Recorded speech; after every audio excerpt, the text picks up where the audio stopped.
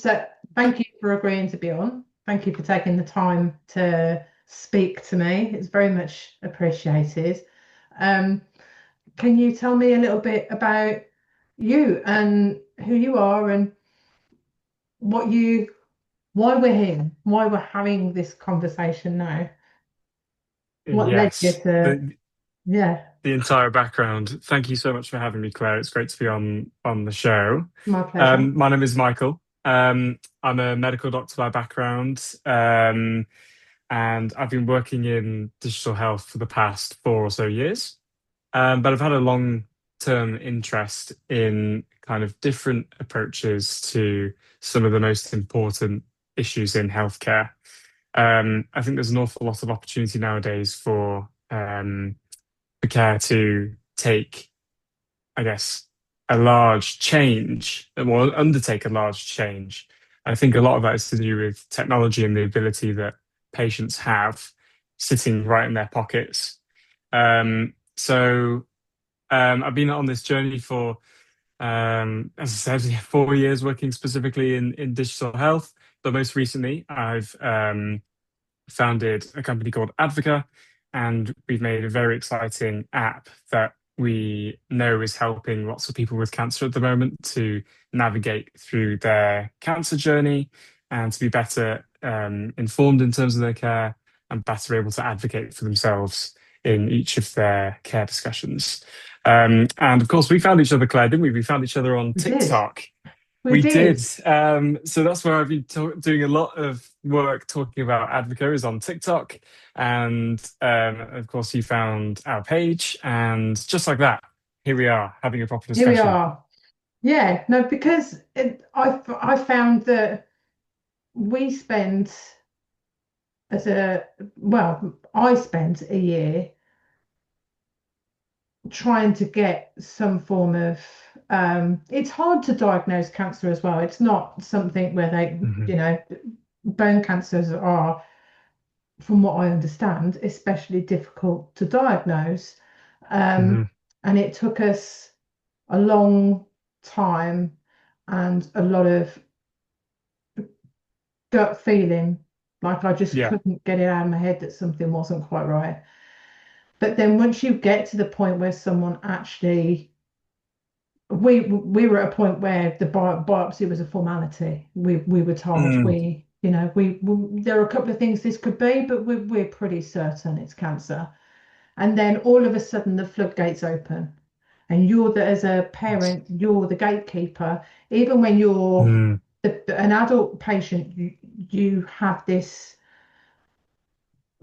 avalanche of phone calls and information, and you don't ultimately take it in. And that's why when I came across your page on TikTok, and it was just, I had the same idea in terms of we carry our phones around all the time. Our lives are in our phones. Why is there not an app for this? And Mm. mine kind of, um, I've got an IT background, but not an app building background. So I'm Hmm. glad that I came across yours because I was like, hang on a minute. I'm glad I'm not the only one that has identified this gap, Yeah. but bridged it successfully, so that there is Hmm. somewhere to keep all the information. Um, but when did you, when was the, what was the moment that led to Advoca? Mm. What was it might not have been just one specific moment, but what led to the identification of that gap and the app that came as a result of it? Mm. So I guess, we can go back as long as the history of medicine itself if we answer this question in full. And really, it's this is an issue that's been around for a long time. The specific issue that Advoca addresses is that fundamentally, as a patient, when you're seeking care, it's really hard to retain all of the information that you are given in that personalized kind of stressful environment when you're speaking with a clinician. Mm, So that moment when all that information is hyper personalized to your specific situation, mm, and you only have a very short period of time within which to answer the questions that the clinician is asking you and also ask your own questions. sometimes just fewer than 10 minutes to have that, it's enormously difficult to actually retain any of the information from that setting. And that Mm. is a problem that's existed for as long as humans have been caring for each other. And it's worse so when you have, the system constraints that we see nowadays in healthcare where budgets are tight and time is short. Um, and especially bad when you add in, as you said, the avalanche. I really like that word, the avalanche, for this context, but the avalanche of what the impact of cancer diagnosis has on patients in this exact setting. So all that additional new language, information, complexity, coupled with that underlying current coming down in the avalanche of emotional overwhelm, burden, grief in a way. I haven't personally been through this journey, but these are terms that I've Yeah, seen talked about frequently. yeah, Um, it suddenly becomes almost insurmountable. yeah, I'm yeah, sure that's how a lot of people feel in that specific moment. How on earth are we going to deal with all of this? yeah, And that's kind of where, I mean, this is where Advoca has got to, but initially it started very simply with how do we just make things easier for patients with this novel piece of technology? The context is that I was working kind of on the other side of the coin. I was using very similar technology, so note-taking technology to help doctors to write their medical notes faster, mm, which is great. Of course, it's going to help some of those system problems that we have. But really, if you flip the script and you offer this to patients who have a high clinical need, such as in the case of cancer, then really you open up, perhaps, in my, perhaps I'm biased, but from my perspective, a much greater benefit to society if you empower patients to that extent using yeah, tools like this. absolutely. Because grief is the right word for it. Because in my experience and the conversations I've had with others, is that there is always, because I thought it was just my boy, but there is a before and an after. The way I Hmm. kind of described it is that who you were stops in that moment. And whilst you're trying to Yeah. figure out who you are, all this information is coming at you. Um, and so it's just some of the best things and the most successful things out there have been created to bridge a gap just like this. You Yes. know, they come out of well-meaning intentions from experienced people that are on the front lines, with everybody else. But from your side of the consultation room, where does the communication barrier or the breakdown in communication happen most often? Mm. Yeah. So I think in the context of modern healthcare, and we've already alluded to system constraints, and Mm, I think that really does contribute nowadays. So the breakdown in communication comes from pressures on the clinician, I would say.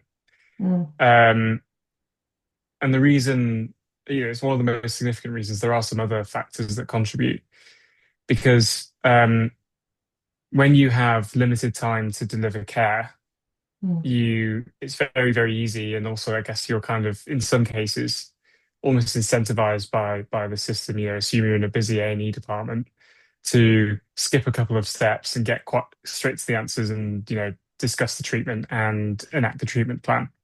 mm. Whereas if you had more time, then you could have a much fuller conversation with between the patient and the clinician, touch on all points. In an ideal world, you would have this Yeah, where yeah, both sides can be in what ultimately healthcare professionals aspire to deliver is a model of care which is based on shared decision making, where patients and clinicians have a conversation together, and then as equal players in this discussion with equal decision making kind of power, so to speak, mm, come to an agreement about the best course of action. Now, we get very close to that a lot of the time nowadays in mm. healthcare, but sometimes it feels like almost paternalistic in a way that perhaps clinicians say, you need to do this, and this. And that only increases in frequency when you have limited time. Yeah. So I think that that's a really common area where communication breaks down.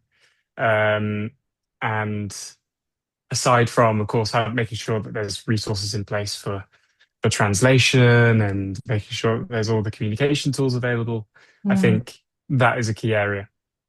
Yeah. Yeah. Because I've said it before to plenty of people, we've had conversations about it before about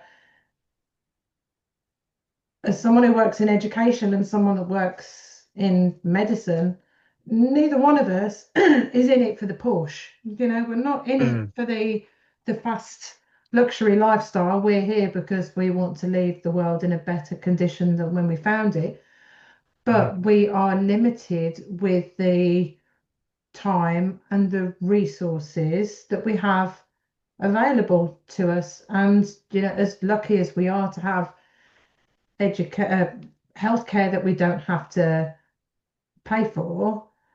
mhm. Healthcare professionals are overworked, they are underpaid, they work insane hours, and they're under incredible time constraints. So Yes. it's hard to treat the individuals when the individuals don't stop coming in. Mm, And someone's almost got, yeah. there's the ghost in the corner with the invisible stopwatch. That's like Yes. you can't, so um it's not, something. I don't think I've ever met anybody within the cancer community yet that's yet to point the finger. I don't think they think like that, but Mm, this would definitely be a time saver in terms of bridging that gap of communication. Your app, I mean. Um, mm. do you, I mean, what kind of was it that alluded you to the gap in the first place? Was it from a professional perspective, or was it interactions with other people that made you realize that there's this breakdown that your app can Mm. bridge? So I think I think it kind of, I can't point to a specific moment, apart from maybe one instance when I was caring for a sick child who happened to have some complicated underlying health conditions, Mm, which were relatively rare and poorly understood generally. mm. And I think seeing the mother carry around a big ring binder folder full of all this information Wow. in regards to their child, I just thought, well, that is quite Yeah. quite a lot of burden Yeah. on an individual who isn't medically trained in any capacity, especially when most of the medical professionals in that setting, including myself, do not Mm, have a good understanding of the medical condition that that your child has. yeah. So I think that's probably a clear standout moment when it seemed quite obvious that there's an opportunity to improve the availability of information and ease that almost administrative process of managing care for somebody else. Mm, But otherwise, it's prevalent in research. So there's a study in 2004 that showed that up to 80% of what is discussed in a clinical consultation is immediately forgotten or not even retained in the first place by wow. patients. Up to 80%, it's a staggering figure, isn't it? But yeah. So from the moment Wow. that patients leave the consultation room, it's all gone. And the remaining proportion, which is remembered, and I use the term remembered with quotation marks, Yeah. half of that remaining remembered proportion is misunderstood. Mm, So we know from research that patients take very little away from consultations.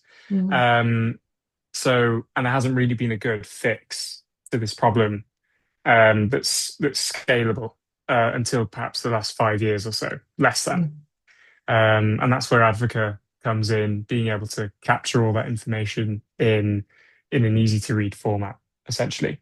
Yeah. Um, so I think it's a mixture. It's a mixture of those things, and also kind of just thinking empathetically to the situations that people find themselves in. You know, if you don't have if you spent your whole life not thinking about anything health related, assume you've had a very, very healthy life and you've not really thought about healthcare at all, or any type of medical terminology, and Mm. then suddenly you become unwell, you receive a cancer diagnosis, and then suddenly you have all this complexity, this new language, all this jargon to handle. Mm. It's clear that there's a clear need to equalize understanding very, very quickly. Yeah. So applying, well, thinking about people in those situations, it's clear that there's an opportunity. And I guess finally as well, thinking about perhaps, if my family Mm. were to become unwell, I think about what would be the best tool available for them to use to help them get through their care. What Yeah. are the challenges that they're going to face? What am I going to ask them when they've come back from a hospital appointment? Well, I'm going to ask them, what did the Yeah. doctor say? And what good is that question if the majority of what is discussed is immediately forgotten Yeah. or not retained and the rest misunderstood? It leaves Exactly. everyone's in the dark. No, yeah, because we're a, what do they call it now? Blended family. So my son is the one that's got cancer. His dad and I have been divorced forever. And we've remarried. We've got different Mm. partners. So his dad and I will go to appointments. I will try my best to listen. I used to do voice notes in the beginning. I used to sit and like record it because I would go Mm. home and my husband would ask, okay, what was discussed? Hmm. And then we'll have conversations where something's not gone quite right and Jacob needs further tests. And so my ex-husband's trying to communicate with his partner about why he's not home yet, what's going on. And there's Hmm. a communication barrier. And I've Yeah. then had to translate, well, this is what's going on. So, and you have to try and remember all of it. I mean, we've been doing this Yes. 3 years now, and it's easier to try and retain the Yeah. information because it's a lot simpler now. Yes. Um, but yeah, definitely in the beginning, when you've got loads of questions, you need to almost bear in mind that there is almost a language barrier, Yes. and you need to try your best to understand. But if you don't understand, you need to speak up about it. No one's going to say that Yes. you don't understand. Um, but then you also need to remember that there's a certain level of, with our oncologist specifically, like he's amazing. He's amazing. Hmm. He doesn't have all the answers, especially not No. to the obvious questions. You know, when you ask, when someone says it's cancer, there's only one question you want to ask. And it doesn't matter who you ask, no one's going to give you, no one can tell you. Because I Yeah. remember I asked it, because no, I looked around the room and realized no one's going to. So I did it knowing full Yeah. well I wouldn't get that. No one knows, is he going to die? And Hmm. they're like, we can't tell you that, but we'll treat to cure. And I think Yeah. there are things that both sides can bear in mind to make that communication a little flow a little bit easier. Hmm. That is a staggering statistic. 80%. Hmm. I didn't realize I forgot that much when I leave the room. Yeah. Exactly. Okay. Yeah. So it's between 40 and 80%. Wow. But yeah, imagine that up to 80% being lost immediately. And then Yeah. the 20% is potentially remembered because it's either the most impactful or it's something that, there are certain conversations we've had that I won't forget Yes. because of the impact they've had on us. And that could potentially, if someone's misunderstood it, they don't understand it, and it's had some kind of, they've walked away frightened or uncertain. That's the only bit they Yeah. remember. They don't remember the reassurance that comes or the Yeah. support that comes with it. They just remember the highlights. Wow. Yes. Okay, I'll be thinking of that stat when I'm in the room next. I'll be like, Yes. it's a test. Yes. Yeah. It's a test. Yeah. Do you? I mean, I'm surprised, and so I'm very pleased that your app is taking off and what you're trying to achieve with it. It surprises me in a world where we've all got a phone. No one's thought of this until now. Mm. So do you think that emotional culture, so society has something to do with it, like you say about the ring binder, and you've got a ring like a folder full of information. Mm. Do you think that emotional culture plays a part in why tech hasn't come in as a solution yet? I think I think anywhere where there's a serious need Mm, in society will eventually, when technology allows, will be solved, essentially. So I think the reason um, why technology like this hasn't existed in its exact in the format that Advocate provides, so mm, listening to the conversation and then um, writing a summary, writing its own notes ambiently. The reason why predominantly is because the technology hasn't been accessible in order to be able to do that. But people have been trying to fix this certainly for over 10 years in certain pockets.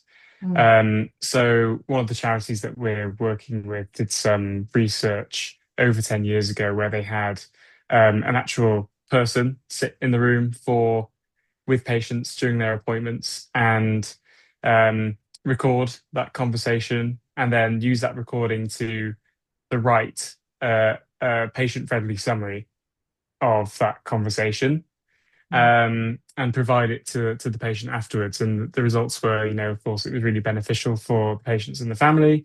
It also led to a greater depth of discussion in the appointments and ultimately a higher appointment quality.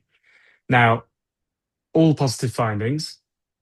The issue is when you amplify that across every single appointment room in the country, that's an awful lot of people and an awful lot of expense, um, which is very, very difficult to fund at all, even for one subspecialty of medicine, perhaps even the highest need, which is likely to be something like an oncology service. It's still very, very difficult to actually deliver that. mm, So the key thing that means that Advoca exists now is because the technology is available to make it happen, and mm, secondly, that it's easier than ever for um, for new software tools to be developed. So it means that people who don't have a really kind of long-standing, in-depth, a lifelong knowledge of computer science, for mm, example, mm, can create tools in 2026 with greater ease than ever. Of course, not that we're not a really expert team, but it does make it easier for people who are trained to be doctors to relatively quickly, over a couple of years, become expert enough in software development to be able to address problems that otherwise would have been completely overlooked by other people who mm, historically had the expertise. So if you go back to, perhaps 2005, mm. when the only people who were making software were people who've been in it forever, you know, since the beginning. I feel so Um, old all of a sudden. yeah, 2005.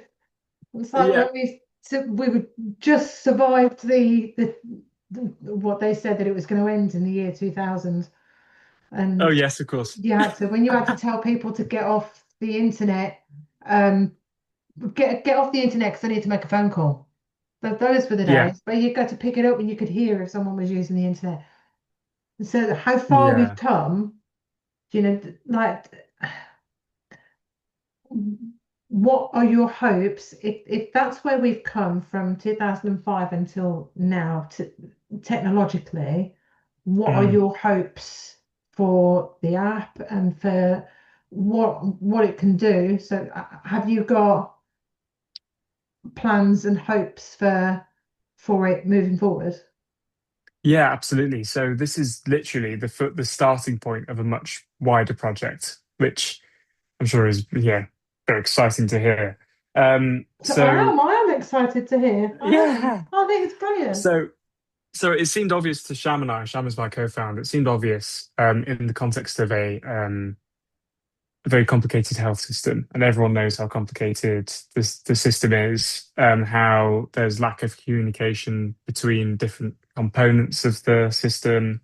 Mm, And it seems like from you as a patient, somebody who's trying to receive care, um, kind of like, I don't know, I'm imagining in my head right now, perhaps like a really complicated sticky web where there's no clear path, or all lots and lots of different roads to take, but some of them are blocked, mm, and it's an endless maze or labyrinth. That's kind of what I see from a patient's perspective. But when you look at the patient just as an individual in the middle of all this entire maze, things mm, become a lot simpler, and you realize that all the communication that happens goes through that patient. So having something truly patient centered is the future of healthcare, and that's what we're aiming towards with Advoca. So a very simple way to explain it in a way that's kind of understandable is Advoca is going to become kind of the first patient-owned health record. So this note-taking function is simply a way of populating the record with um, written documentation of care discussions. But soon we'll add features that allow users to track symptoms, perhaps receive test results, scan in any existing documentation. So it suddenly becomes much, much broader in terms of its functionality, and takes on, entirely patient owned, and becomes that patient owned health record, which can then be taken, hopefully to any healthcare system universally, and be a bit like a, more than a passport, more than a yeah. health passport. It's, It's so everything is much in more there. than that. Yeah, it is so much Yeah. more than that. It is the one thing I think. Well, you struggle to be seen from what I've witnessed and from what I've heard. You struggle to be seen as an individual, not as a diagnosis. And Yeah. when control is taken from you and you're Mhm. given appointments and treatments and checkups, it's very hard to feel in control, Yeah. and you're giving people that back. That Yes. is, I don't want to use the word, I think I don't use this word lightly, but that's profound. That is just Yeah. offering people something that they don't feel that they can get Yeah. elsewhere. That's that's incredible, and that's why we're sitting here having this conversation. Because when Yes. I came across you on TikTok, I was like, that I didn't even hesitate. I don't think I got straight on, and I was just like, we need to Yes. have a little conversation, because this is just giving people that back has a profound impact on them, how they carry them, how they feel able to carry themselves through a life they don't recognize anymore. Yeah. Um, and how to help them feel a little bit more in control of their own Yeah. narrative, because all of that tends Absolutely. to, yeah, go out of the window. Like my son doesn't talk about who he Yeah. was before, he talks about who he is right now, and that's it. He doesn't talk about Yeah. back then, he doesn't talk about over there, he just talks about now. And I think some of that comes from the lack of um control I think he has. Um, and you're offering people that back, and that is just incredible. That is just, yeah. Um, but no, it has been an absolute privilege having you on. An absolute privilege. You Thank you are so welcome much. back anytime. Please come back and give us, Thank you, give Claire. just me updates on how you are getting Yeah. on with the app. Um, but yeah, just amazing.